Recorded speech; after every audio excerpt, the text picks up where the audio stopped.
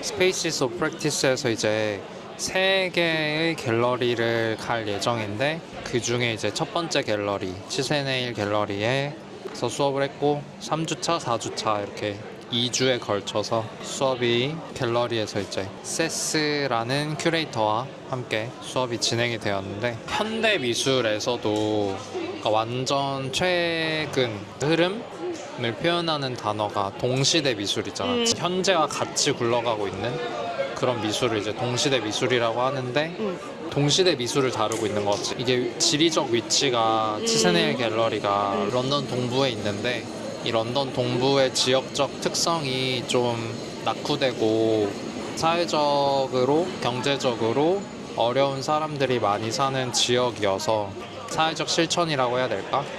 사회적 실천, 사회적 프로그램 그런 것들을 많이 하려고 노력한 것 같았어. 큐레이터의 말을 들어보았을 때. 세스가 이 갤러리의 큐레이터 중에 특히 그런 사회적 실천을 담당하는 큐레이터인 것 같아. 그렇기 때문에 골드스미스 아트앤러닝 수업의 세션을 리드하는 큐레이터로 연결된 게 아닐까. 그래서 첫 주에는 우리가 가서 좀 이야기를 많이 들었잖아. 지금 현재는 또 전시가 끝났지만 우리가 첫 주에 갔을 때는 이제 브루노 주라는 포르투갈 작가의 전시가 진행이 되고 있었는데 희한했어. 휴, 나는 정말 관련성을 찾지 못해서 흥미를 느끼지 못했어. 그 공간이나 색채나 설치 작품 자체는 그냥 미적으로 재밌는 요소가 있었지만 그 안에 담긴 의미는 별로 끌리지가 않는다. 나는 그 외적인 것조차도 뭐야 이게 약간 이런 느낌이 그 좀 들긴 했어. 공간은 좀 그 갤러리 안에 문을 열고 들어간다는 그건 좀 재밌지 않았어? 희한하긴 했는데 그 문을 열고 들어갔을 때 되게 뭐야 이게 약간 이런 느낌이 들어서 대중의 시선으로 진짜 봤을 때 없어. 대중은 없어. 치세네일 갤러리에서 대중은 없어. 어려웠어. 주제 자체가. 어려웠고 근데 그 공감은 안 되지만 근데 이 아이디어 자체는 좀 재밌겠다 해서 어쨌든 이 사람이 주제로 삼은 건 갤러리와 작가가 전시 계약을 할 때 그 전시 계약 자체의 작가가 관심을 둬서 구매해서 브루노가 정해놓은 조건에만 맞으면 다른 갤러리나 박물관에서 그 작품을 재현할 수 있는 거지. 물론 이제 돈 계약 그런 것들을 브루노한테 주고 그래서 브루노의 의도는 예술가도 이렇게 노동을 하는데 그렇게 커미션을 주면 예술가가 직접 노동을 거치지 않고서 여러 작품을 만들고 자기가 그 커미션을 줌으로써 다른 작품을 또 새롭게 제작할 수 있는 시간과 에너지를 확보할 수 있다. 그런 아이디어를 가지고 만든 게 이번 전시였지. 예술가랑 기관 사이의 그 계약 내용은 보통 숨겨져 있는 건데 맞아. 그거를 가시화해서 그걸 주제로 삼은 전시였다는 거. 그가 개입한 장소는 우리가 지난주 이 수업에서 다양한 장소 특정 예술의 종류 중에 제도적 공간에 속하는 거다. 제도적 공간에 대해서 그 안에 숨겨진 것을 드러내기 위한 작업이었다. 다른 갤러리나 박물관, 미술관들이 지금 전시했던 작품을 어떻게 새롭게 또 구현을 할 것인가 그거는 또 재미있을 거라는 이야기를 했었지. 여러 개의 버전이 나올 수 있다는 거. 하지만 거기서 더 나가지 못하고 공감이 안 돼. 근데 이제 그런 현대미술계 있는 예술가들한테는 되게 놀라운 맞아. 발상이고 자기들이 한 노동으로서의 예술 작업을 좀 다르게 바꿔놓을 수 있는 좀 획기적인 시도인 거 맞는 것 같아. 그 창의적인 무언가를 항상 새롭게 생산해야 된다는 그 압박에서부터 조금 벗어날 수도 있겠다라는 희망을 제시하는 작업이니까. 우리가 공감이 잘 되진 않지만 이 작가한테는 그래도 이 작업을 한 맥락 있는 게 브루노 작가의 기반은 패션이어서 그런 쪽에서는 라이센스나 이런 것들이 일반적이고 보편적인 건데 그걸 이제 예술계로 넘어오면서 그가 또 새롭게 적용을 해보는 점에서는 이해는 간다. 대중들을 불러놓고 무슨 얘기를 했을까? 어떤 워크숍을 했을까? 참 궁금했어. 그러게. 그리고 어떤 사람들이 이 전시에 워크숍이 궁금해서 올까? 어떤 포인트에 흥미를 느껴서 올까? 예술가들이 많이 오지 않았을까? 예술계 사람들이 많이 왔을 것 같은 게 자기 치세네일 갤러리 들어본 적 있어. 전시 작가들을 보면 성장한 예술가들도 있고 그러니까 나름 되게 비중이 있는 미술관이잖아. 근데 한 번도 우리가 들어본 적도 없고 예를 들어 런던을 갔을 때 가야 할 뭐 미술관 이런 그런 거에서도 한 번도 본 적 없고 하니까 미술에 관심 없는 사람들이 알기는 쉽지 않은. 글쎄 영국에서는 뭐 아는지 모르는지 모르겠지만 대중 친화적인 공간은 아니다. 큐레이터가 그렇게 말했으니까. 근데 그런 데서 여는 아티스트 토크에 갈 일반인들이 몇이나 될까 싶기도 해. 그래서 이제 전시장을 같이 돌면서 한번 이제 보고 거기서도 뭐 얘기 나누고 했는데 더 브루노와 관련해서 얘기할 것들이 있나요? 없어요. 사실 이게 중요한 건 아니니까. 그래서 이제 전시장에서 얘기를 좀 오래 하고 그러고 다시 그 사무실 쪽으로 와가지고 얘기를 더 했는데 사회적 실천에 대한 내용에 대해서 얘기를 좀 했어.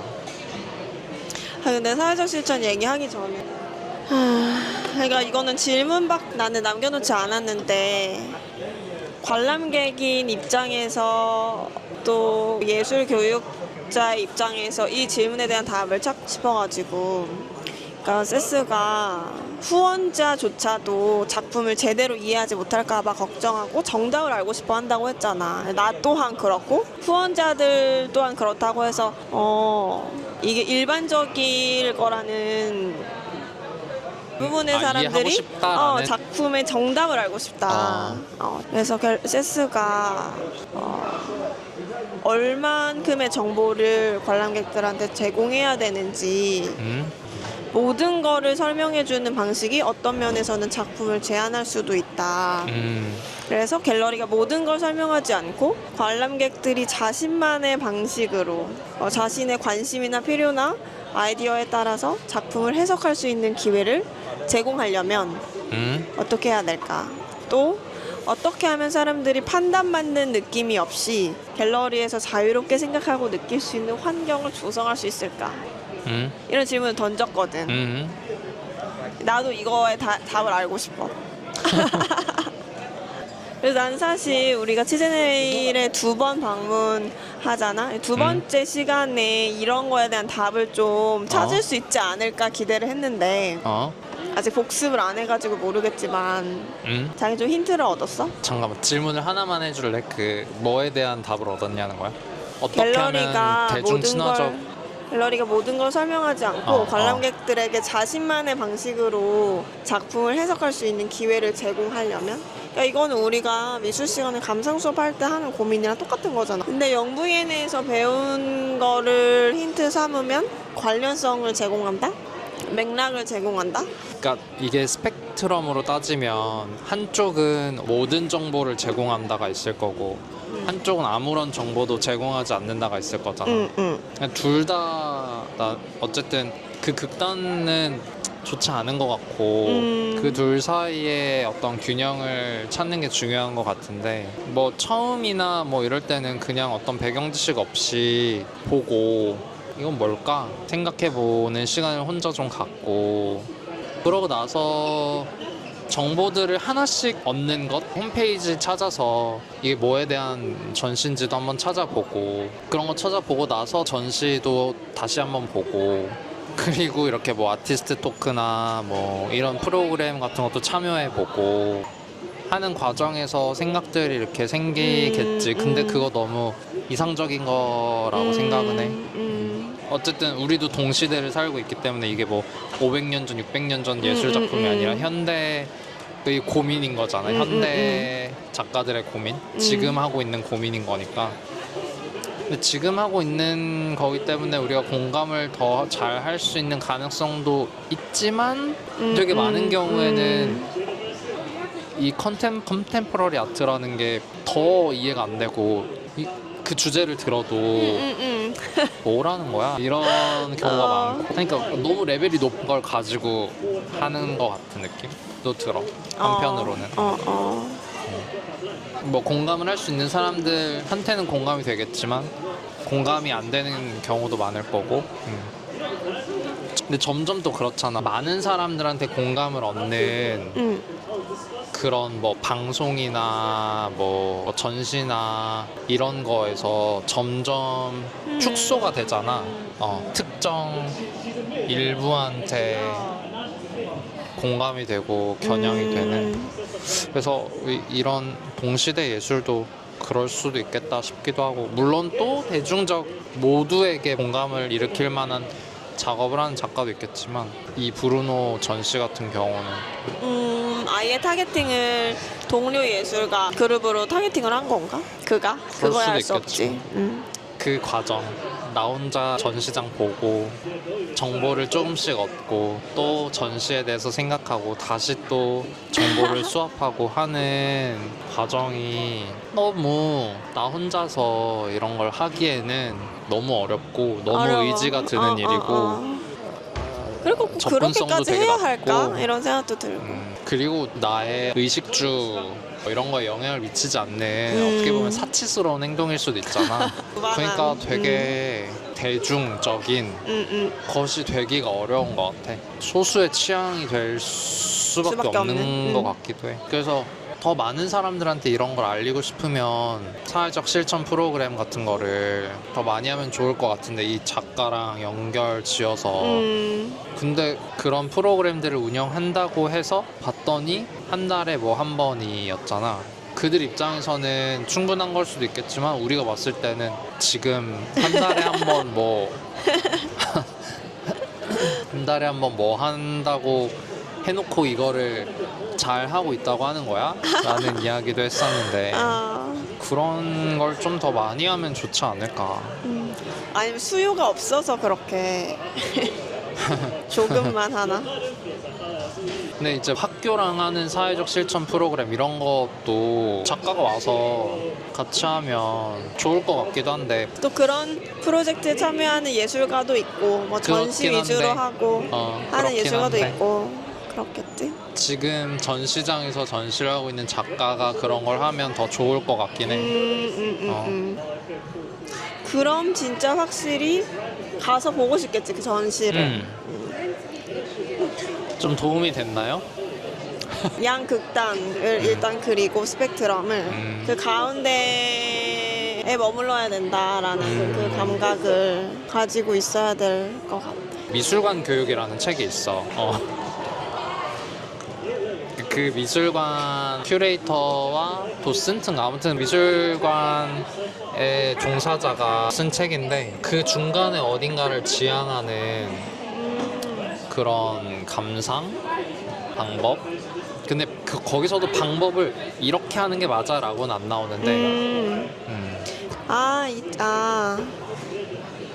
관람객과 호흡하는 경험과 해석의 미술관. 회색 배경이야? 맞아, 그거야. 원본이 도서관에 있을 수도 있겠다. 이북 없나? 이북? 다시 읽어보고 싶긴 하네. 그때도 한 두세 번은 읽어봤던 것 같은데, 책에 막 듀이 얘기도 나오고 이래. 감상 활동이라고 해야 될까? 이 막 대화를 통한 감상 활동을, 그 과정이 듀이가 말하는 하나의 경험, 하나의 경험 맞나? 그걸 하나의 이룰 경험이, 수 있는 되게 하는 것이다. 방법이 있단 말이야? 근데 그 너무 방법을 알고 이렇게 싶다. 해야 해 라고 알려주진 않아. 근데 예시? 수업 예시 같은 거를 틈틈이 보여주긴 하는데 그리고 심지어 절판이야. 2020년에 출판됐는데 절판이야. 그 책에 절판됐다는 것이 바로 우리나라에서 나 진짜. 미술 교육의 위치다. 놀랍지 않다. 좋은 책인 것 같은데 아쉽다 아쉬워.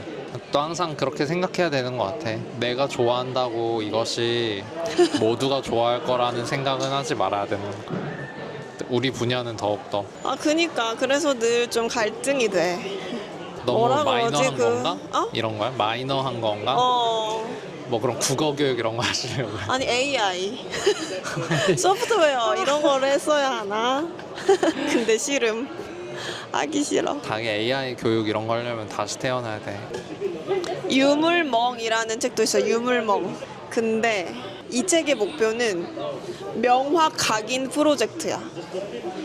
미술 양식별 대표화가 대표 작품 확실하게 기억한다. 아이들은 자기가 신나게 자기 마음대로 작품을 보고 해석을 하지만 어른들은 언제나 답을 알고 싶어 하는데 그 이유가 자신의 지적 지위를 높이기 위해 자기의 문화적 자본을 얻기 위해서 나와 있어. 자신의 지적 지위를 높이기 위해서 예술 애호가는 미술 감상 역량을 키우고 초보자는 교양을 쌓고 급까지 나눴어. 초보자랑 애호가 이렇게. 그러니까 이 그림의 이름과 화가의 이름을 알면은 이제 교양이 많은 사람이라고 전제하고 있네. 밴쿠버 놀리지가 많으면 똑똑한 사람. 그러게 누가 쓴 거야 이거. 우리가 잘못된 걸까? 근데 나는 그 이종범 작가님이 사고 실험에서 한 얘기 중에 마지막에 한 얘기가 좀 되게 희망이 뭔 얘기를 됐던 게 하셨지? 그 작가님도 누구나 예술을 해야 된다라고 믿는 사람이잖아. 많은 사람들이 관심을 갖는 게 경제에 대한 거잖아. 어떻게 하면 노후를 대비할 것인가. 그 노후 대비에는 대부분의 사람들이 많은 돈을 축적하는 것만 생각하는데 노후 대비에는 돈뿐만 아니라 나를 표현하는 도구를 하나 갖는 것도 필요하다. 맞아, 그게 꼭 맞아. 그림일 공감해. 필요 없고 맞아. 글쓰기여도 되고 악기여도 되고 춤이어도 되고 뭐든 창의적인 도구 하나를 갖고 사는 거. 즐거움뿐만 아니라 내가 나를 건강하게 잘 웰빙. 존재하게 하는데도 맞아. 필수적이라고 믿는 사람이 이종범 작가님이라는 사람이 또 있어서 나는 거기서 좀 큰 희망을 발견했어. 그러니까 자기가 방금 이 말해준 책과 대척점에 있어야 좀 가능한데, 그치?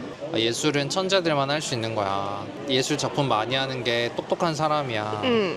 이런 자기가 말한 이런 책들이 계속 나오고 인기를 뭐 얻고 많은 사람들이 그러니까 수학을 좀 잘못 배우는 경우는 있으려나? 많이 없잖아. 수학을. 적절한 예시인지 모르겠다만. 그러네. 나는 그런 게 되게 많았어. 특히. 미술에 관심이 있어. 그래서 뭘 공부를 하면 내가 나의 어떤 욕구와 그런 거를 채울 수 있을까 해서 이거를 A라는 거를 이렇게 공부했어. 근데 완전 잘못된 B? 이것도 이상해. 그러니까 이상하다는 건 아는데 좀 좀 아닌 것 느낌으로 같아. 아닌 것 같은데 그렇다고 뭘 해야 될지 모르겠네. 그러니까 경우가 예술이 너무 많아. 그럴 것 같아. 답이 없으니까. 그러니까 또 답이 많은 없으니까. 사람들은 이제 물론 예술이라는 거에 대해서 관심을 갖는 것도 물론 쉽지 않지만 내가 관심을 가졌어? 그러고 이제 가는 게 어디 뭔가를 보거나 뭐 읽거나 배우거나 해서 이걸 했어. 근데 이게 잘못되어 있는 생각 자체를 하기가 쉽지 않잖아. 그러니까 예술 단체를 만들어야 돼. 보호아트 사우스 코리아 지점 만들어야 돼. 그럼 이제 나는 내 업무의 80%를 펀딩 지원하는 데 쓰는 건가? 제발 저희 지원 좀 해주세요. 할 일이 많네. 영 V&A도 만들어야 되고. 영VNA 만들지 말고 보호아트를 만들어. 그게 더 빠른 길 아니야? 영VNA 보다 보호아트를 만드는 게 더 재밌고 쉽고 빠를 것 같은데 만들어 보. 세스랑 미카엘라 교수님이랑 미술관에 가서 이해하지 못하는 거 괜찮다. 미술관이 모든 정보를 주는 거는 아닌 것 같다. 자기가 미술관으로부터 이해받았던 그 경험을 얘기를 하면서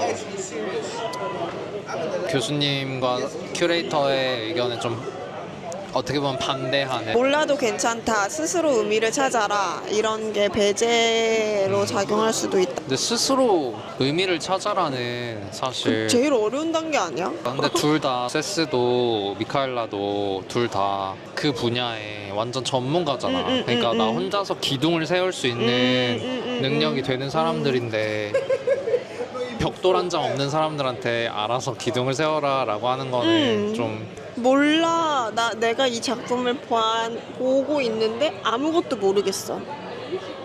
벽이야 그냥 벽. 답답해. 벽. 근데 이 느낌이 몰라도 괜찮아 라고. 답답해도 괜찮아가 될 수도 있겠다. 그 관객 입장에서는 뭐야 답답해도 괜찮다는 거야? 답답해도 괜찮아 라고 생각할 사람이 진짜 몇이나 될까? 이거 모르니까 뭔가 모르면 안 될 것 같고 정답을 알고 싶고 그렇게 가는 게 좀 자연스러운 거 아닐까? 근데 난 여기도 별로 안 적어놨다. 그냥 학교랑 파트너십을 맺고 프로젝트를 많이 진행을 하는 그런 과정에서 겪는 어려움 얘기도 하고 뭐 그냥 쉽지 않겠다라는 생각이 들었어. 갤러리가 문제를 해결해야 하는 대안적 공간이 되고 있는데 그게 참 아이러니하다. 아니 청소년 건강 문제를 정부에서 해결을 안 하고 갤러리에서 해결을 하려고 노력하는 게 어떻게 보면 희한한 일이잖아. 근데 궁금하기도 한 게 이게 이 치세넬 갤러리의 자발적 노력인 건지 그게 궁금하기도 해. 근데 그게 요거? 아무리 트렌드라고 할지라도 어쨌든 우리도 이런 걸 하자. 갤러리 스스로 갤러리 안에서 내부에서 자라는 의견이 나왔으니까 하는 걸 거겠지? 청소년이랑 예술가랑 협업해서 프로젝트를 진행하려고 했을 때 그 프로젝트를 진행하기 위해서는 이 청소년들의 정신건강 먼저 케어하는 게 우선순위였다. 그걸 해결하지 않고서는 다른 프로젝트가 진행이 어렵다. 그러니까 얼마나 지금 청소년들이 정신건강에 있어서 어려움을 겪고 있는지 그걸 발견하다 보면 자연스럽게 또 초점이 그쪽으로 갔을 수도 있을 것 같고. 그리고 어제 자기랑 또 그런 얘기도 했잖아. 영국은 정신건강 관련해서 실제로 정신건강에 뭔가 문제나 어려움을 겪고 있는 사람들도 많고 영국의 그 우울증 맞나? 외로움부였나? 외로움부 장관이었나? 그러게 예술과 웰빙이 예술과 정신건강이 앞으로 시간이 흐르면 흐를수록 더 중요해질 것 같지 않아? 왜 막 그러잖아. 진짜 아픈 사람은 치료를 받아야지 그걸 교육의 차원에서 해결하려고 하면 안 된다라는 얘기도 많이 하잖아.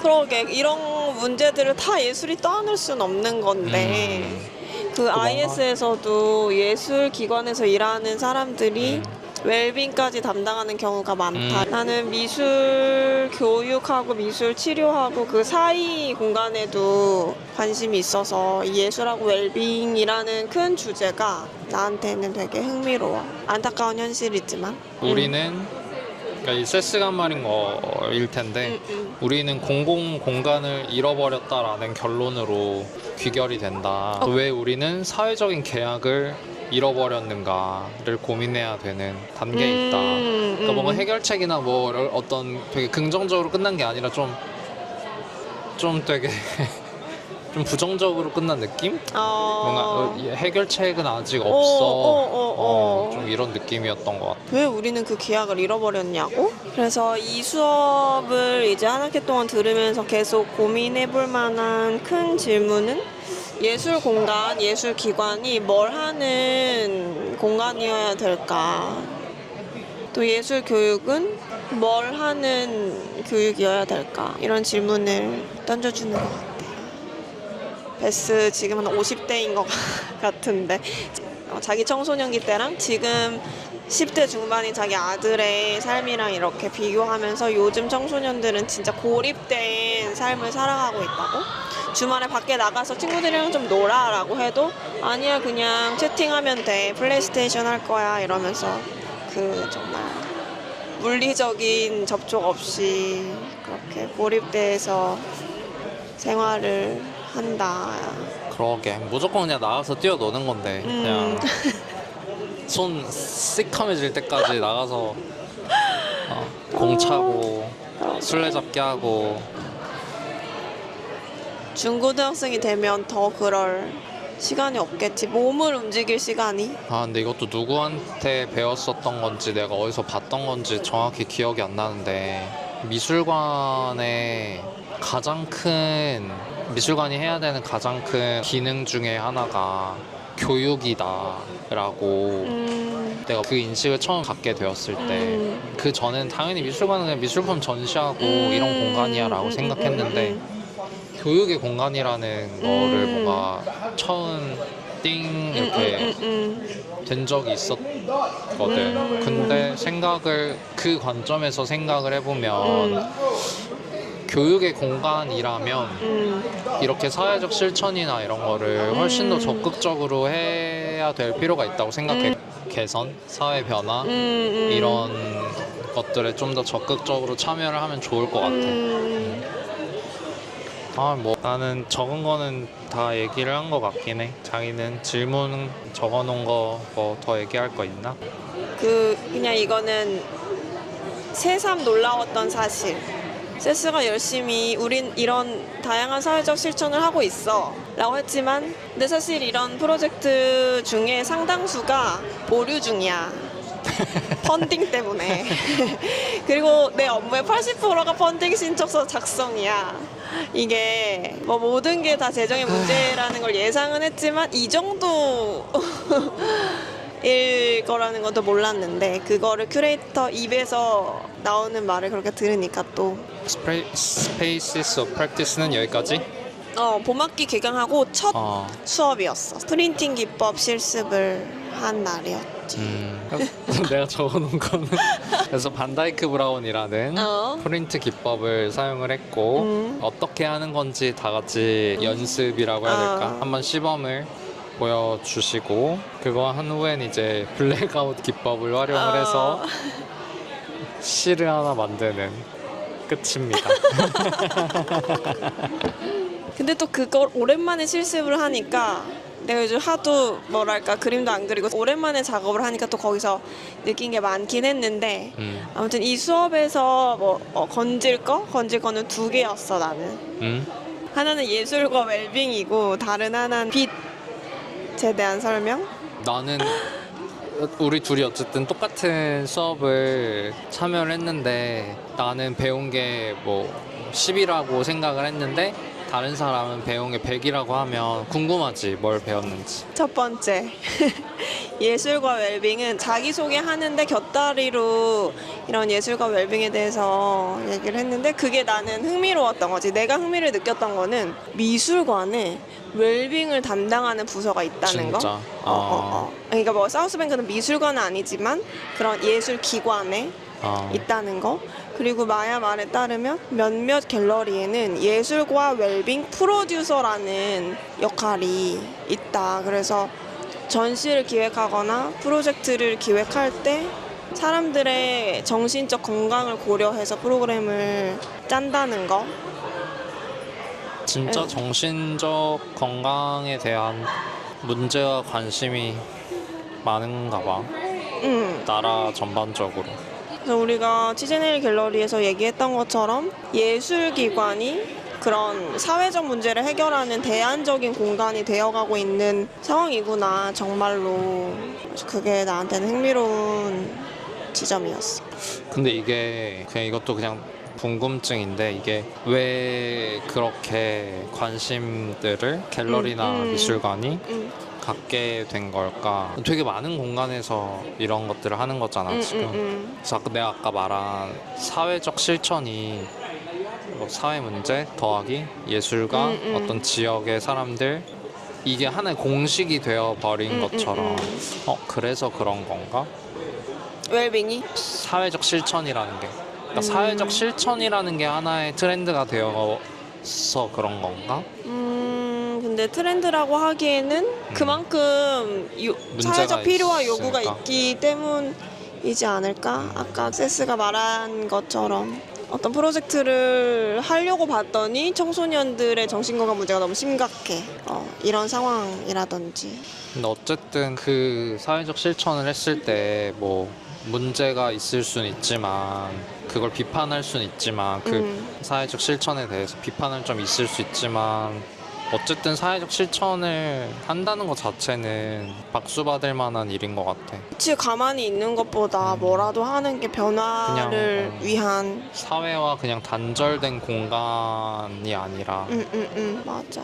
워낙 사회가 웰빙하기 힘든 세상이라 그래서 이렇게 예술에서도 웰빙이 점점 중요해지고 있는 게 아닐까. 근데 나는 우리가 그 보호아트 센터 갔을 때 그날 되게 좀 그런 기분을 많이 느꼈어. 수업 가기 전에 거기 밥 먹고 가는데 거기 맥도날드에 와서 먹는 막 애들이 되게 많았잖아. 아니 근데 이게 뭔가 이게 나한테 낯선 공간에 와서 그런 건지 되게 좀 그랬어. 내가 쓸쓸하다는 게 아니라 이 공간이 되게 쓸쓸하게 느껴지고. 진짜 근데 여태껏 갔던 지역 중에 그리고 이 스탠드도 되게 넓지만 그 중에서 특히 그 보호아트 근처가 건물도 되게 황량하고 뭔가 분위기가 다르긴 했어. 그리고 그것에 정점을 찍었던 거는 맥도날드고 스크린이 설치되어 있는 애들 태블릿이 이제 책상에 박혀 있는 그 테이블에 박혀 있는 데들이 있었고 애들 이제 먹으러 와서 봐라 가지고 놀아라 인데 그게 뭔가 되게 부정적이게 다가왔고 한국에 있을 때는 내가 그럴 만한 장소에 갈 일이 없어서인 것 같기도 해. 어쨌든 내가 지냈던 곳과 내가 출근하던 학교 이런 데가 어떤 사회의 뭐랄까 뒷면이라고 해야 될까 그런 걸 볼 수 있는 환경은 아니었잖아. 근데 우리가 그날 갔던 맥도날드는 어떻게 보면 런던에서 되게 낙후된 지역이고 그래서 그런 건지 그냥 상상을 해봤어. 앉아서 태블릿을 보면서 감자튀김을 먹고 있는 애와 아빠인 것 같은데 아무튼 그 둘이 미술관을 가고 하는 상상이라던가 아니면 그들이 주말에 뭘 할까? 집에서 여가 시간을 여가 어떻게 시간에 뭘 보낼까? 할까? 애기는 어떤 학교를 다닐까? 이런 상상을 해봤는데 그렇게 막 긍정적인 모습이 그려지진 않아서 좀 미술관이 뭘 해줄 수 있을까? 이런 생각들을 해봤어. 그래서 이런 데 돈이 많이 쓰였으면 좋겠어. 그러게. 그렇고요. 웰빙에 대해서 더 이야기를 할 게 있나요? 없어요. 생각보다 적네요. 빛에 대한 이야기는 무엇이죠? 교수님이 반다이크 브라운 프린트 실습을 하고 이제 두 번째 활동으로 준비해 주신 게 그 블랙아웃 기법으로 시 만들기잖아. 근데 그 활동의 컨텐츠로 사용이 된 게 텍스처스 오브 라이트라는 책이었잖아. 근데 그 책의 내용이 되게 흥미롭지 않았어? 책의 내용을 안 봤지. 그 내용 나 안 보고 거의 넘어갔어. 진짜? 야, 이것도 되게 당연한 거야 라고 생각하던 거를 좀 뒤집어주는 내용이라서 빛이 서구 사회에서는 진리다 라고 여겨지는데 그거는 되게 서구 중심적이고 남성 중심적인 거다 이런 내용을 이야기해 주셨잖아. 진짜? 어떤 측면에서 그렇다는 거지? 계몽주의라는 개념 자체가 인라이트먼트잖아. 진리를 찾았다는 뜻이고 빛을 밝힌다는 뜻인데 그 진리를 주장한 사람들이 누구였을까? 똑똑한 교육받은 백인 남성? 그치. 서구의 남성들. 그러니까 우리는 진리를 알고 있다. 라고 그걸 선언한 게 서구 사회였고. 너네한테 알려줄게. 이렇게 이게 되는 거구나. 식민주의의 뿌리가 됐다는 거. 무섭구만. 그치. 그리고 I see라는 말도 나는 본다라는 말을 나는 이해한다라는 말로도 쓰인다는 이야기를 하면서 I see는 물리적으로만 보는 걸 의미하는 게 아니라 나는 알고 있다. 나는 진리를 발견했다라는 의미로 확장돼서 쓰인다. 그래서 이걸 다시 비판적으로 생각해 봐야 된다. 빛은 진리다라는 그 은유를 다시 한번 생각을 해봐야 된다. 그래서 이 책의 저자는 시각적으로 보는 거 말고 촉각을 통해서 이해하는 거에 대해서 탐구하고 있다고 얘기하더라고.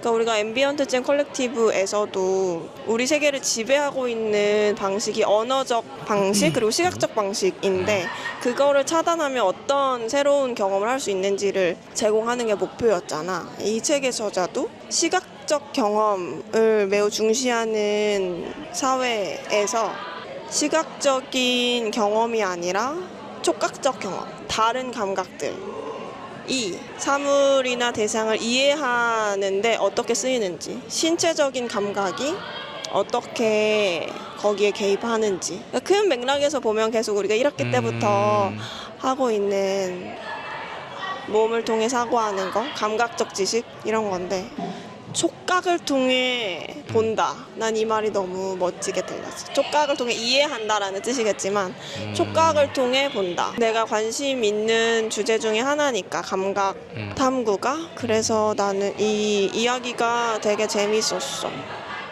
근데 그럼 교육자 입장에서는 어떤 태도를 취해야 되는 건지 그게 그거? 자칫하면 우리가 예를 들어서 야 우리 이거 배워왔어 알려줄게 너네 모르잖아 니네가 아는 거 잘못된 거야 이렇게 될 수 있는 거잖아 우리가 우리가 새로운 걸 배워왔어 그치? 야 니네가 알고 있는 거 그거 아니야 어, 이거야 그러니까. 그거 내가 보여줄게 그거잖아 완전 개몽주의잖아 진짜 너무 빠지기 쉬운 함정이네. 그러니까 완전 사대주의 개몽주의 이게 빠지기가 참 쉬울 그러게. 수밖에 없네 야 우리가 더 좋은 거 배웠어 그러니까. 그거 별로야 자 우리가 이런 거를 하나 새로운 걸 가지고 왔는데 한번 보실래요? 보고 이제 받아들일지 말지는 선택하세요 이렇게 해야 되는 건가? 이게 맞다라고 주장하지 않으면 되는 것 같아.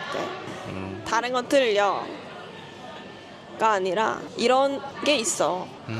한번 해보자. 한번 봐봐. 그러니까 조금 전에는 그 책에 대해서 이건 틀렸어 라고 막 했잖아. 어떤 포지션을 근데 취해야 그건 될까? 내 기준 틀린 거라고 생각 나의 경험상 다양한 방법이 있을 수 있어. 근데 나한테는 이게 맞고 그걸 강요만 안 하면 되지 않을까? 보여줄 수 있지만 강요하진 않는다 조심하자 그러게. 서로 좀 경계를 알람을 올려줘야겠네. 좋아요. 그 시 만드는 거는 아이디어 측면에서 좀 재밌었어.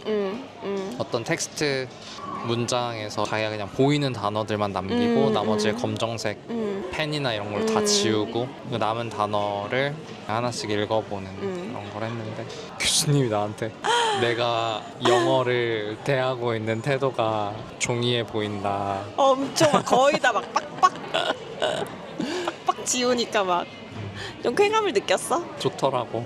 그런 걸 했다. 뭔가 나 몇 주간의 수업을 통해서 새롭게 배운 개념 중에 하나는 지식의 위계가 있다는 거?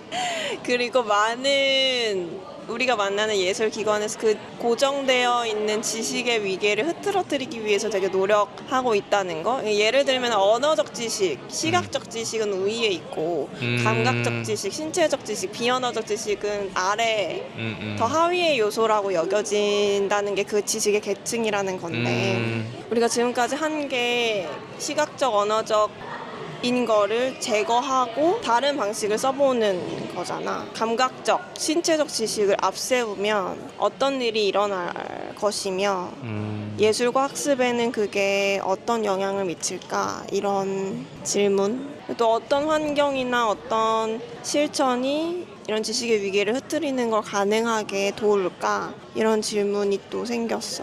질문이 너무 많아. 그런 얘기를 또 이것도 예전 책에서 본 것 같아.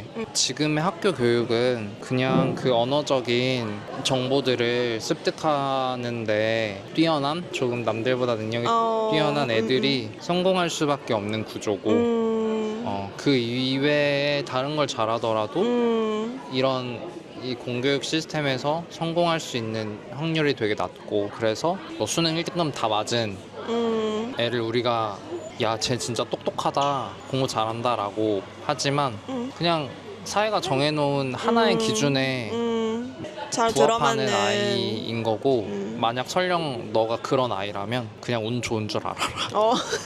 그냥 어떻게 운이 좋아서 그런 시스템에서 잘 된 거니까. 그러니까 약간 자만하지 말고, 너보다 공부 못한다고 여겨졌던 애들이 너보다 그치. 밑에 있는 게 아니고 뭐 약간 이런 내용을 봤던 것 같거든. 근데 그치, 그것도 같은 맥락에서 근데 그런 생각을 하기가 쉽지도 않으니까. 그치?